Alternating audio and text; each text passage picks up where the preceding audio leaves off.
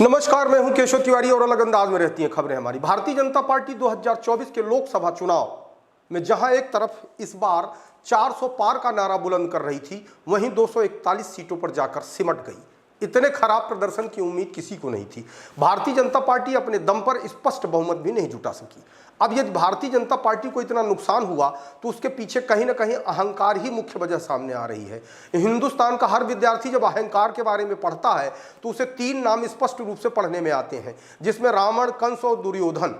इन तीनों के पास अपार शक्ति, अथाह पैसा होने के बाद भी उनकी पराजय हुई, उनका वध हुआ। देश के प्रधानमंत्री नरेंद्र मोदी और अमित शाह को यह लगने लगा था कि वह यदि बिजली के खंभे को चुनाव के मैदान में उतार देंगे तो वह भी मोदी और अमित शाह के नाम पर चुनाव जीत जाएगा। शायद यही उनकी बड़ी भूल थी। जो लोकप्रिय थे उन्हें भी गुजराती रोलर के तले रौंदने की पूरी कोशिश की जा रही थी। मध्य प्रदेश के अंदर शिवराज सिंह को गुजराती रोलर के तले दबा ही दिया गया था। यह तो उनकी लोकप्रियता थी, जिसके चलते नरेंद्र मोदी और अमित शाह को यह आभास हो गया कि उन्हें यदि गुजराती रोलर के तले रौंदा गया तो मध्य प्रदेश से भारतीय जनता पार्टी को बड़ा खामियाजा भुगतना पड़ सकता है।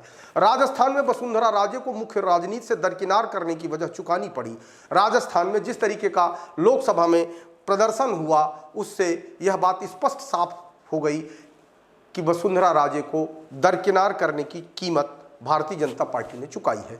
उत्तर प्रदेश में भी अमित शाह और नरेंद्र मोदी की जोड़ी ने योगी आदित्यनाथ को कमजोर करने की वह हर कोशिश की, जिसका खामियाजा उत्तर प्रदेश में भी सामने आ गया। हर राज्य के लोगों की सोच अलग अलग तरीके की होती है। अगर गुजराती डंडे से पूरे देश के लोगों को हाँका जाएगा तो उसके यही परिणाम आएंगे, जिस तरीके से 241 सीटों के परिणाम आए हैं। पूरे लोकसभा चुनाव के दौरान एक नारा गूंजा, मोदी की गारंटी। यहां पर संगठन को दरकिनार करके व्यक्ति को महत्व दिया गया। राष्ट्रीय स्वयंसेवक संघ इस बात का पक्षधर नहीं है। यदि 2024 में जनता के बीच में मोदी की गारंटी की जगह बीजेपी की गारंटी होती तो शायद भारतीय जनता पार्टी स्पष्ट बहुमत से नहीं चूकती। गुजरात लावी ने व्यक्ति को महत्वपूर्ण बनाने की कोशिश की, जबकि संगठन को दरकिनार कर दिया गया। शायद गुजरात लावी की यही सबसे बड़ी भूल थी। गुजरात लावी ने जेपी नड्डा जैसे व्यक्ति को भारतीय जनता पार्टी जैसे विशाल संगठन का राष्ट्रीय अध्यक्ष बना करके भी गलती की। जेपी नड्डा की योग्यता एक अकुशल बाबू की तरह है। जैसे सरकारी कार्यालयों में एक अकुशल बाबू इस फाइल को उस टेबल तक, उस दूसरी फाइल को दूसरी टेबल तक पहुंचाता है, जेपी नड्डा की हैसियत सिर्फ इतनी ही है। यह जमीनी नेता होते तो हिमाचल में भारतीय जनता पार्टी की विधानसभा में हार नहीं होती। जेपी नड्डा अमित शाह के यशमैन हैं।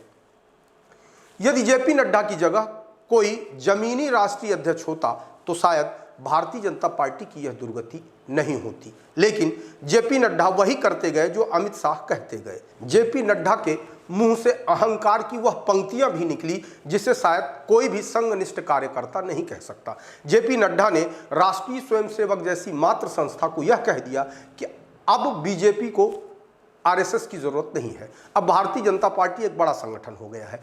भारतीय जनता पार्टी का यदि किसी ने सबसे बड़ा नुकसान किया तो उस व्यक्ति का नाम था जेपी नड्डा। लेकिन इसके बाद भी उन्हें स्वास्थ्य मंत्री बनाकर चाटुकारिता का सबसे बड़ा इनाम दिया गया है। स्वास्थ्य मंत्री बनने के बाद शायद अब देश का स्वास्थ्य बिगड़ जाए, लेकिन अपनी पद प्रतिष्ठा बचाने के लिए जेपी नड्डा ने भारतीय जनता पार्टी का नुकसान तो कर ही दिया, और जेपी नड्डा की वजह से सिर्फ भारतीय जनता पार्टी का नुकसान नहीं हुआ बल्कि पूरे देश का नुकसान हो गया।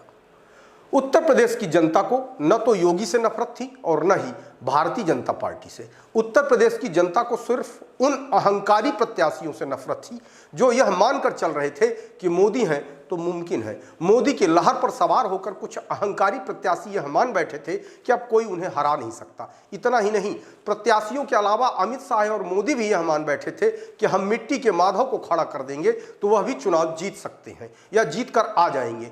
मोदी और अमित शाह के इस अहंकार को कहीं न कहीं जनता ने बखूबी तोड़ा है। जिस तरीके से ये दोनों नेता आसमान में उड़ रहे थे, उन नेताओं को आसमान से जमीन पर लाने का प्रयास जनता ने किया है। यदि इतने के बाद भी यह दोनों नेता अपनी अहंकारी राजनीति को दफन नहीं करते तो आने वाले समय में भारतीय जनता पार्टी का और नुकसान होगा। हालांकि इन दोनों नेताओं की अहंकारी राजनीति को भांपते हुए भारतीय जनता पार्टी की मात्र संस्था राष्ट्रीय स्वयंसेवक संघ अब सक्रिय हो गई है। उम्मीद की जा रही है कि अब भारतीय जनता पार्टी का जो नया अध्यक्ष बनेगा वह अमित शाह और नरेंद्र मोदी की जेब से तो नहीं निकलेगा, बल्कि वह संघनिष्ठ कार्यकर्ता होगा। आपको हमारी खबरें कैसी लगती हैं कमेंट बॉक्स में आके कमेंट कर सकते हैं, लाइक कर सकते हैं, शेयर कर सकते हैं। और यदि आप विशाल खबर चैनल को देख रहे हैं तो विशाल खबर चैनल को सब्सक्राइब कर हमें अपना आशीर्वाद जरूर प्रदान करें।